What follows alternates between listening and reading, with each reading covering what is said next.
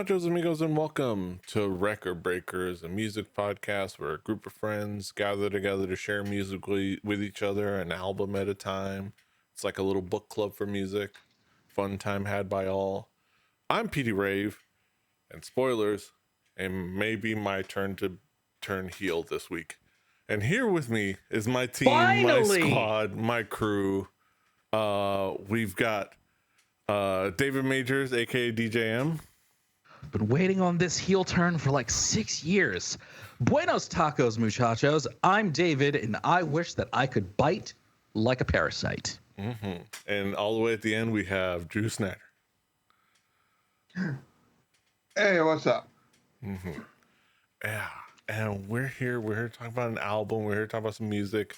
And the provider of the album this week is none other than Drew. Drew, what have you got for us this week?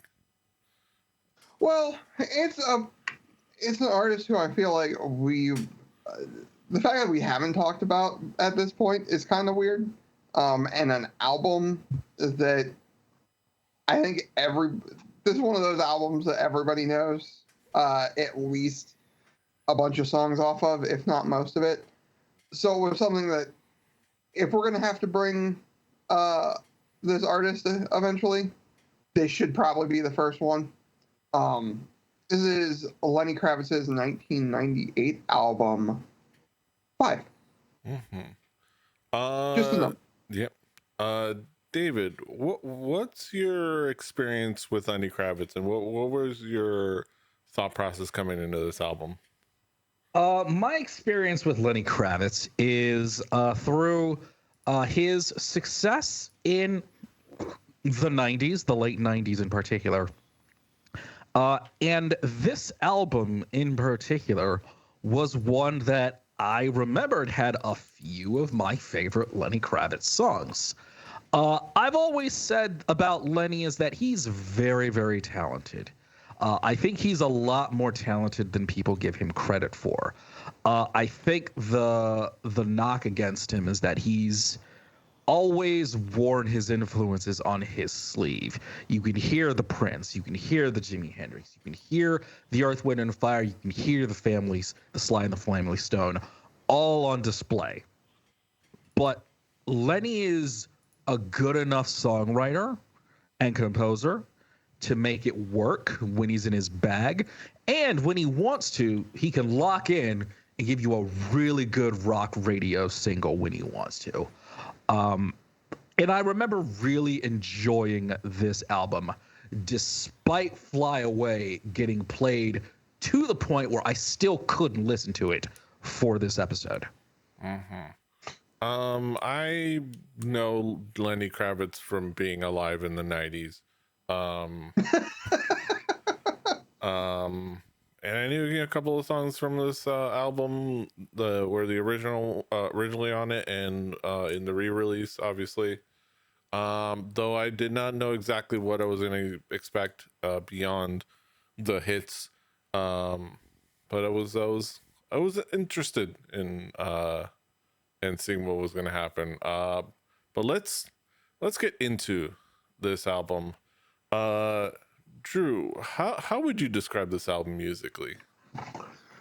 The weird thing is this is one of those albums that you kind of feel like has always existed. Like I can't think about, like I know logically there was music before this, right? And there was music before Lenny Kravitz. But like I don't know a life without Lenny Kravitz in it. Even though he's nowadays is sort of, he puts out stuff and then goes into hiding for like 2 years, on his farm in Brazil or whatever. The album itself, like David said, there are a lot of influences and they are like worn super on sleeve. But the thing about this album to me is the way those influences are mixed into production and sensibilities of the 90s. You have an 80s tone to some of the synths and the keys and stuff like that, but you also have like bass that feels like David said, straight ripped out of Sly and Family Stone, straight out of that like funk soul sort of plucking slappy bass, right? Those grooves are all there. Jack Daly on bass, like as a bass player, just phenomenal work front to bottom. But taking the loop sort of feel that was popular in the 80s and 90s, taking that synth feel and taking the production quality that was obviously there in the late 90s and mixing that very 70s funk rock and roll feel to it. The horn lines alone like are super strong in this, in my opinion. It's a sound that's, there is depth to it, there is artistry to it, there's some just insane bits, but it's never not accessible. It's never not something that like, there's things to talk about, right? There's things to really dive into. There's really smart use of some really weird instrumentation and mechanics, which we'll go into. But it's not, my mom doesn't like listen to a whole lot of music in depth. But it's something I could throw, like you can throw on Lenny Kravitz with her and she's fine. My dad's a musician. He would like, he gets Lenny Kravitz. And I would say that this is an album where it can cross generations very, very easily. Like you take this came out in 98. Like a kid in 98, a teenager in 98, and a parent in 98, and a grandparent in 98 could all find something in this record to enjoy, which is kind of insane to think about. David, how would you describe this album musically? I would describe this album musically as one that definitely needs a second listen. Because on the first listen, it might go over you. Because surface level, it seems very by the numbers. But like Drew said, that there is some depth here. And I liked that he used the word accessible. And just because something is accessible doesn't mean it's shallow. And that there is a lot going on this album. The influences are there, but I think Lenny is an extremely talented songwriter, and he knows how to make this work. He knows how to use his voice to do a little bit of soul and then do a little bit of Jimi Hendrix. He knows how to do that. He knows how to construct a guitar riff. He knows how to play a funk riff during a chorus. He's very, very skilled at all of those things. And also, Lenny Kravitz, really good bass player. And everything on this is really well done and really well produced. Even if it is a bit, I hate to use this word, derivative. It's not original, but it is very uniquely Lenny Kravitz. Like you hear this and you know that this is what Lenny Kravitz does. And there really wasn't anybody at the time that did what he did quite like him. And I think this album was probably one of the best examples of this. There are a few songs that I highlighted that are, I think, the best examples of what Lenny Kravitz does. And I think you really hear that on this album. I would describe this album as we have Jimi Hendrix and Prince at home. I think the talent is on display. Lenny Kravitz is talented at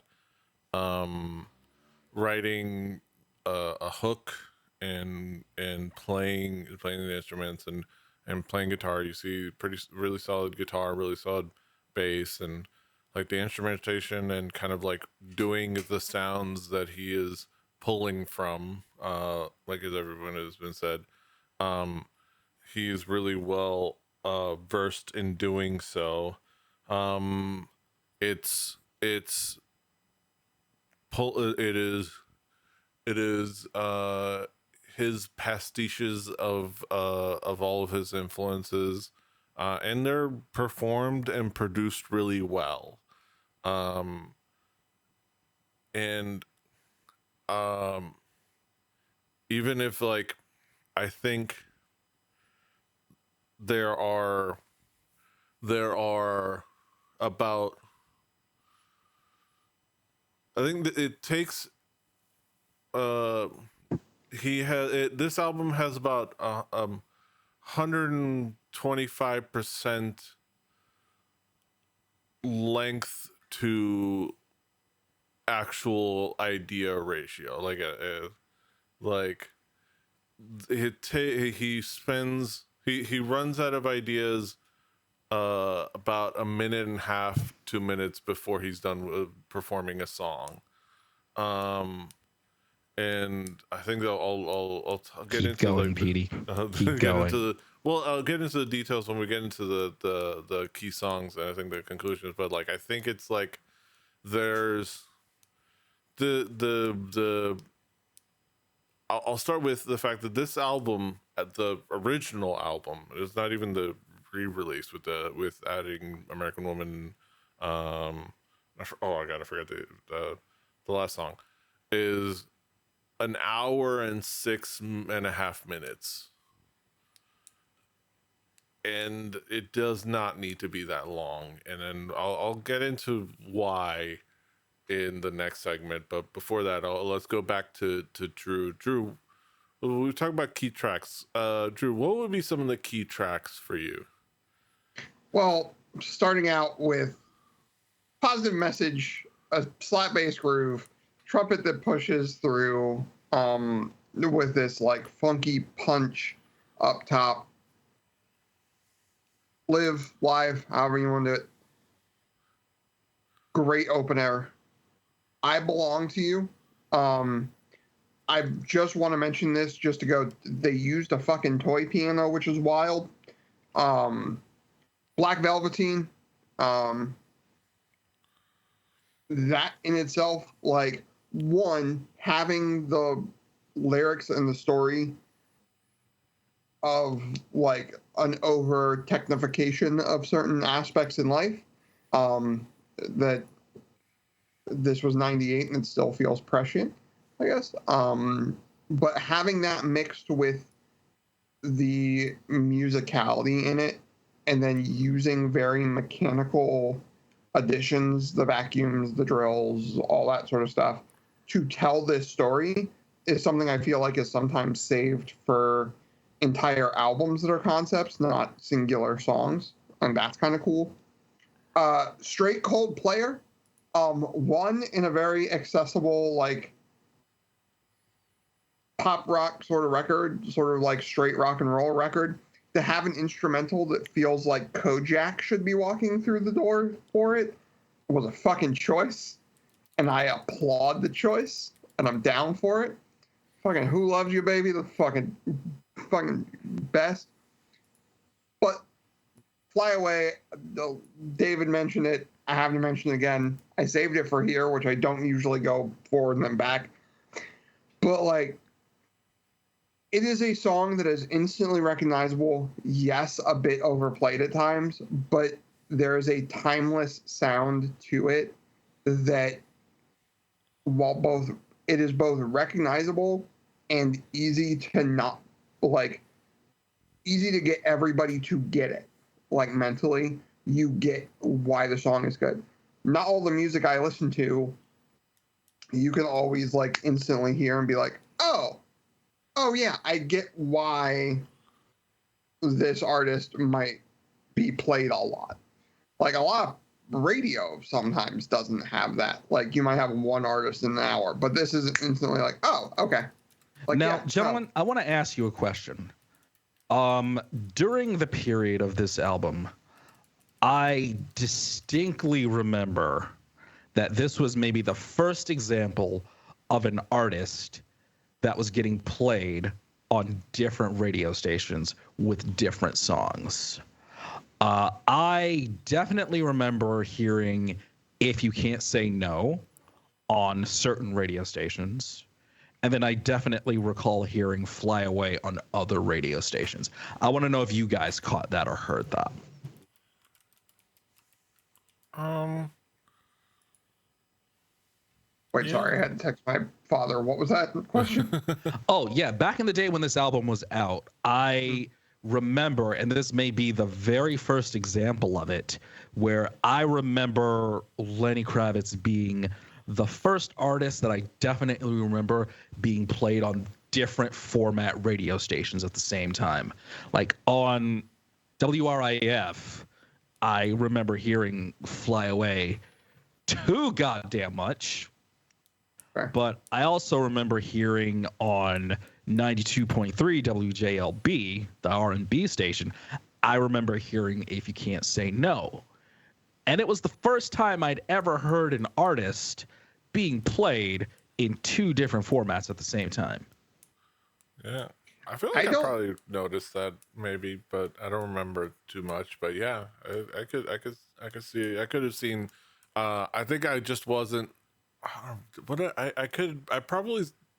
I'm gonna say I probably at the very least heard Fly Away on our adult contemporary station at the time, and the rock station at the time, or alternative station at the time, which was 94.9 Zeta for the alternative station, and I think one of them would be Planet 103.5. I don't know what they are now. But I'm pretty sure I've heard Lenny Kravitz around in those, if I ever bounced around those stations. I just thought it was an interesting thing that I'd never heard before from anyone. Yeah, I don't know if I like. I remember that happening with Lenny Kravitz. I don't know if I remember it happening with others.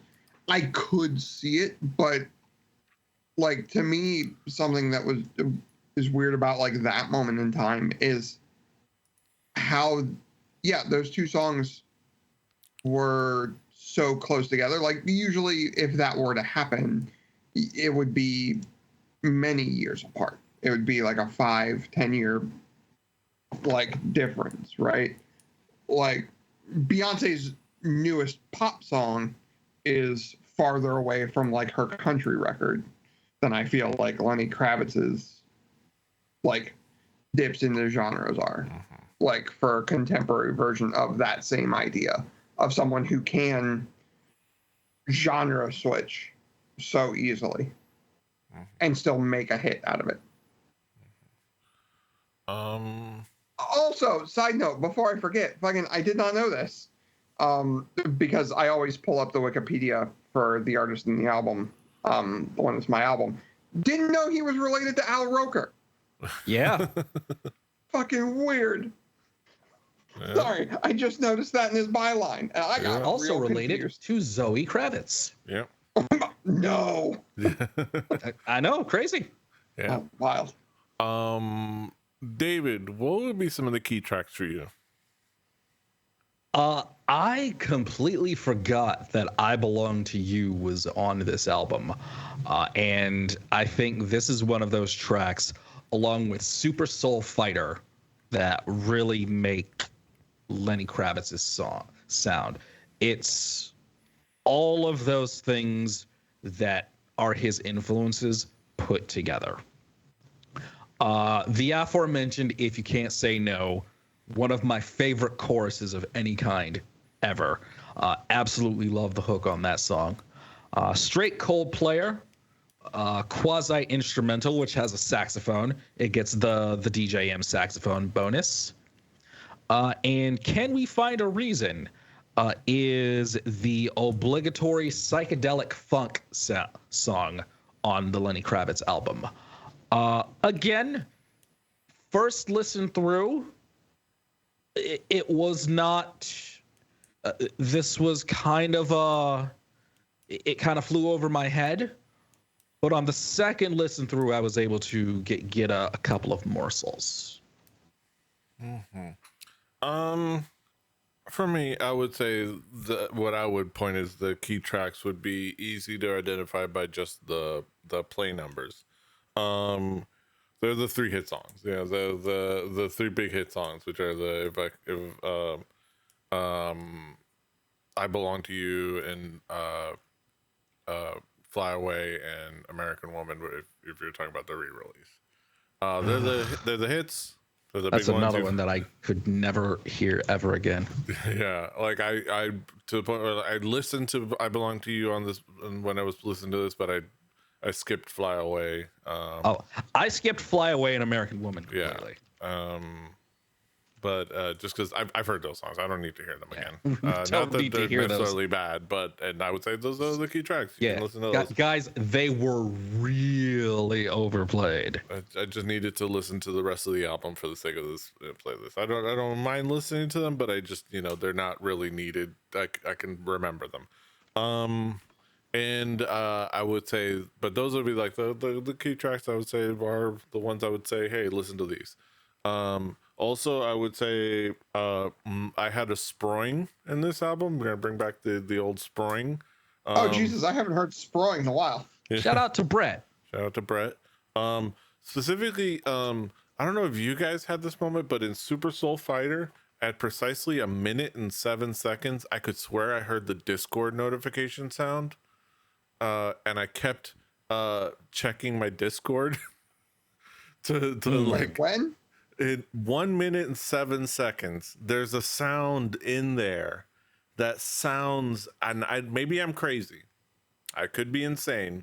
And I'm I have the medication well, not that medication, but I'm sure, it's something I could discuss with my psychiatrist, but In the membrane. if you will. I can hear sort of what you're talking about. yeah, it's just there. And every time I It's a heard little bit higher pitched, but it's the same tone. yeah, Like, it's the same tone. I'm that's like, weird. wait, it's like, and it's because I've been every time I would listen to it, I was here with my headphones on my computer, and I was like, what? Wait, oh, and I would be checking to make sure to see if you guys said something on Discord or something.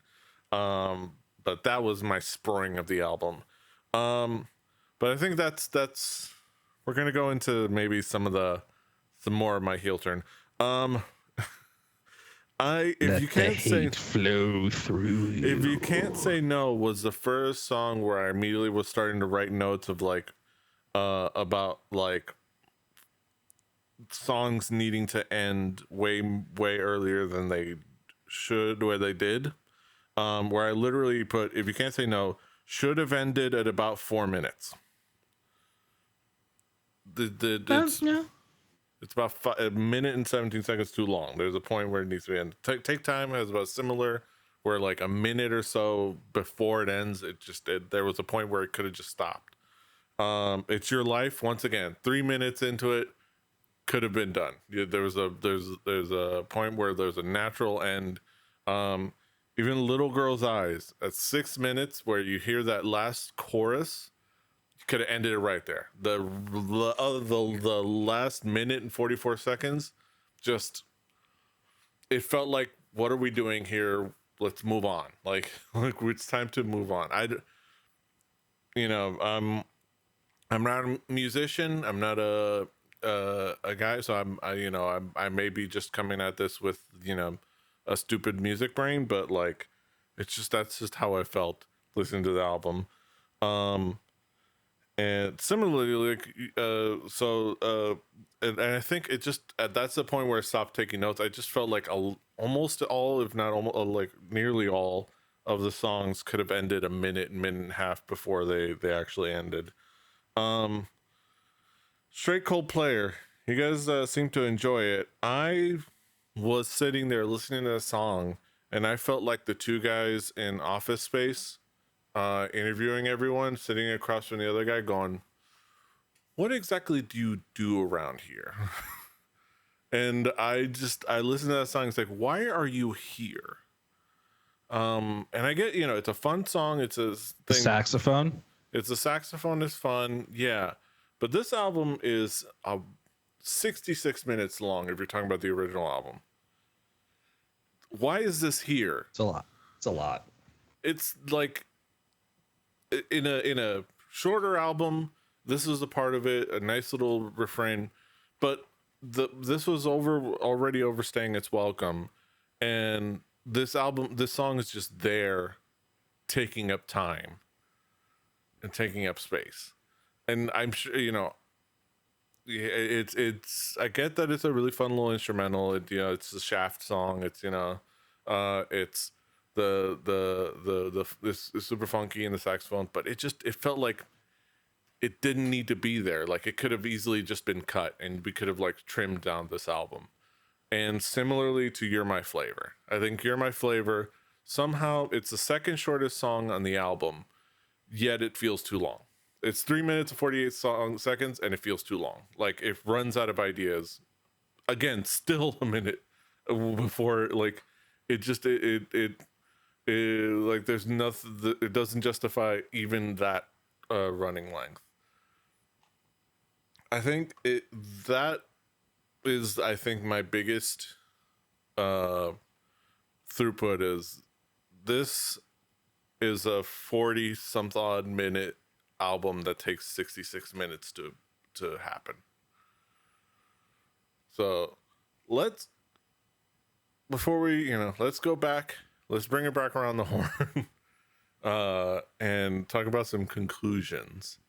David, what will be your conclusion on this album as a whole?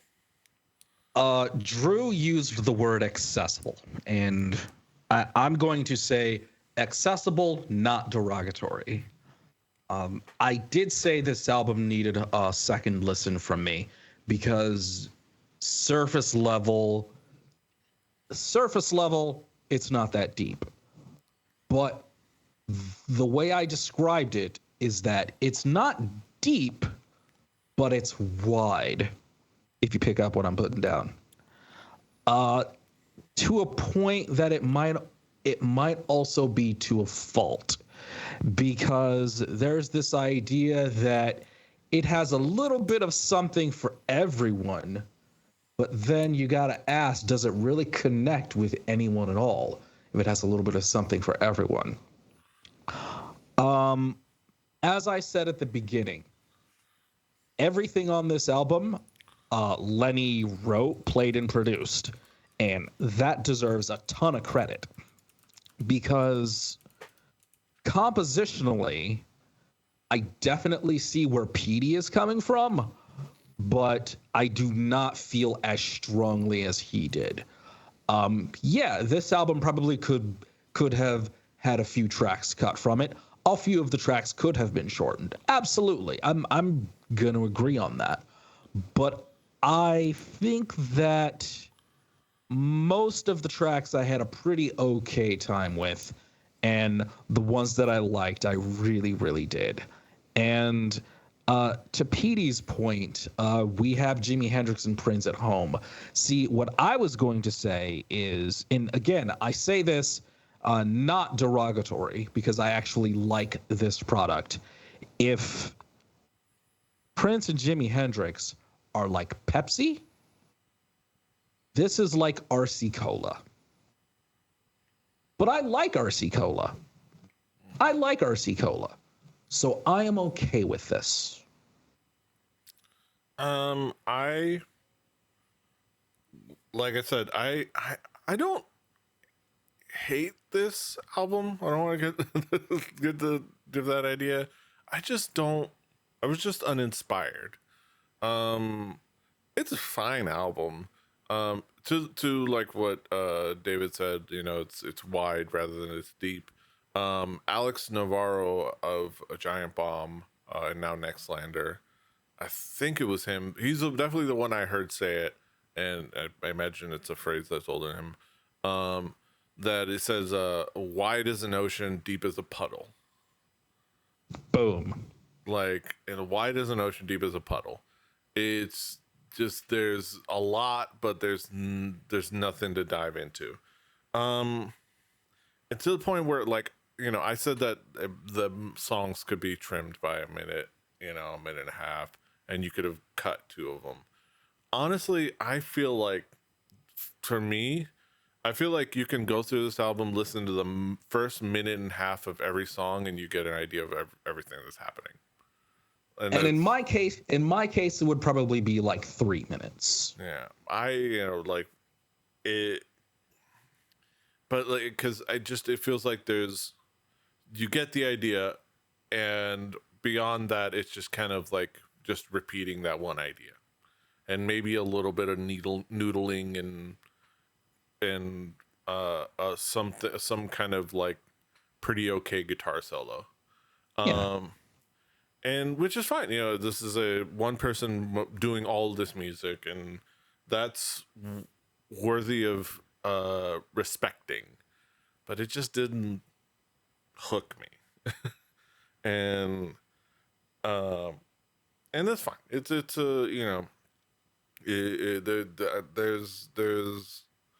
something to be said, but it didn't do it for you. It didn't do it for you. It didn't get me. It didn't hook me. It didn't fulfill much, and it just kind of like, I felt just like, okay, I get it, ready to move on. Moving on. Like, but yeah, that's me. That's just my uncultured opinion.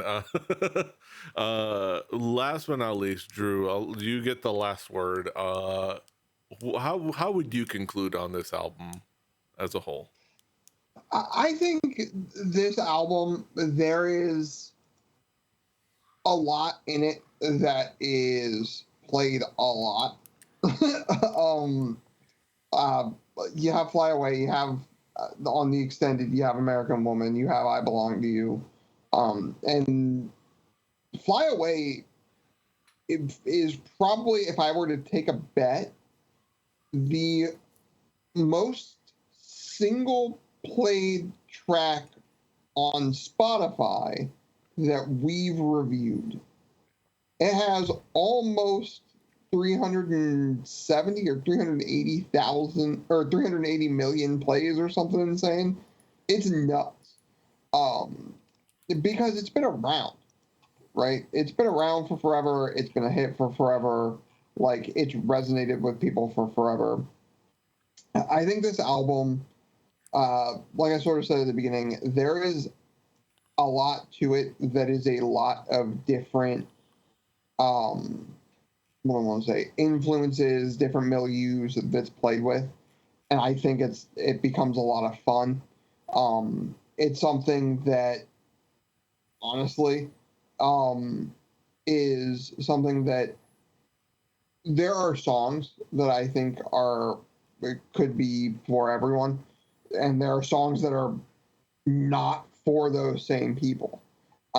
It is a weird record from a weird artist, but it's one of those artists that, like, if Lenny Kravitz came out with an album this year, and it was something like people were like, "Oh my God, Lenny Kravitz coming out with an album," like, he's an artist that still has that pull, even after his obvious. Came out with an album not that long ago.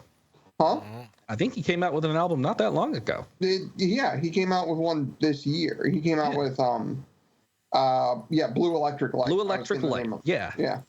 And he had been, like, he hadn't come out with an album since 2018. So it had been a minute. And it was still something where people were like, oh shit, Lenny Kravitz is coming out with an album. He's one of those artists that's like, even if you don't love what he does, it's worth hearing, like, worth knowing, like, oh shit, like, dude's coming out with an album. And I think that's something that's really, like, you don't get that much anymore. And I also think that every once in a while that comes, like, what he did in the, like, mid to late 90s comes around. Like what? I would say probably 10 years after this, the Moonies, like, you had, like, the Strokes and the Mooney Suzuki and all those types of bands come out, like, doing the retro sound. You have bands now and rappers now that, like, are taking from 20 years ago. Like, it's cyclical, but I'm gonna keep holding my RC Cola. Because you said Sorry. No, I love RC Cola. I'm a fan, but he's notable, and there's a zeitgeist around it, and I think for pretty good reason. He makes stuff that's, when you think about it, it's one dude composing everything, and again, you don't get that in like rock music a whole lot. You usually have, okay, this dude's doing the lyrics and the guitar, and then the bassist writes a thing, and then, but no, he's the dude, and like that's kind of nuts too. I think it's something that, if you haven't heard of Lenny Kravitz, I'm really surprised. And if you haven't, there's a couple of songs on this record that you could probably easily find. And it's at least worth a listen. If not a third listen, maybe a second listen, like David said. But if not a third listen, completely understandable. But it's fun. Mm-hmm. It's worth doing. Also, you're holding that RC Cola like Kyle O'Reilly holding the Ring of Honor title, like a little baby. And also, not that it's a competition, but I should shout out that as far as most listened to songs on Spotify, probably a couple BTS songs will probably beat that, but I think it's high up there. Yeah. Have we listened to those? Yeah, we did two BTS albums. We have. Oh, have we? Okay. Yes, we have. David would know because it is wild. I believe at the end of the episode, I said I'd had enough. At least one. I find one in the document, but probably at least another one. But yes, those are our thoughts on Lenny Kravitz's 5. And now we get to the main event of the evening, the moment we've all been waiting for, our haiku reviews, where we sum it all up in poetic form with the 575. Let's get down to the nitty gritty. Haikumero numero uno. David, what is your haiku? Better than I thought. It's not shallow. It's not deep. The album is wide. My haiku: style over substance, though well performed and produced, needs an editor. And Drew, last but not least, what is your haiku? Classic for reasons that should be made very clear at this point in time. Mm-hmm. And those are our thoughts on Lenny Kravitz's 5. And you can, of course, find it on our Spotify playlist and our YouTube playlist. Play Record Breakers, the home game. Do your due diligence, and you do due diligence. On those playlists will be next week's record. And speaking of like K-pop, and speaking of maybe shallow albums, I'm gonna just gonna throw this out there because they're reuniting for their 15th anniversary of their 5-year career. And I just Wait, what? I'm just gonna do it. They're reuniting for their 15th reunion of their 5-year career. Yeah, pretty much. We're gonna talk about 21 right. and the pretty much the last thing they were allowed to do by YG. And we're gonna talk about their second full-length album, Crush. We're getting our K-pop back on. We're going back 10 years. But yeah, check that out on our Spotify playlist and our YouTube playlist. Enjoy that. Now, is this numerically 21, or is it spelled out like 21 or something? So it's 2, the number 2. Oh God. NE, the letters NE, and then the number 1. Oh, it's 2 anyone, not 21. Yeah, 2 anyone. But I mean, it's 21. It was a whole thing of like somebody already had the name 21, and they decided, they decided to go with a different name. Making it weirder, their fans are called Blackjacks. So, Like the weapon? What is this? Yes. What is this genre, PD? What is this genre? It's late 2000s, 2010s K-pop, man. We're going back to second gen. But yeah, look forward to that. That'll be next week, and this is this week. And you can of course find us all over the internet. Recordbreakers.fun, rebelli.net, Rebelli TV on YouTube to watch all the episodes Like of we VODs. called our fans earplugs. Yes. Rebelli TV on Twitch to watch us live for this Through the Tomes, our D&D show, and our GM mode streams and whatever else we come up with. Be sure to find us everywhere you find podcasts. You figure it out on your own, or just grab the RSS feed on our website. Like, share, subscribe, do all the things. Until next time, hasta los huevos. Toodaloo. Annyeong. Fighting. Bye-bye. Crying nut.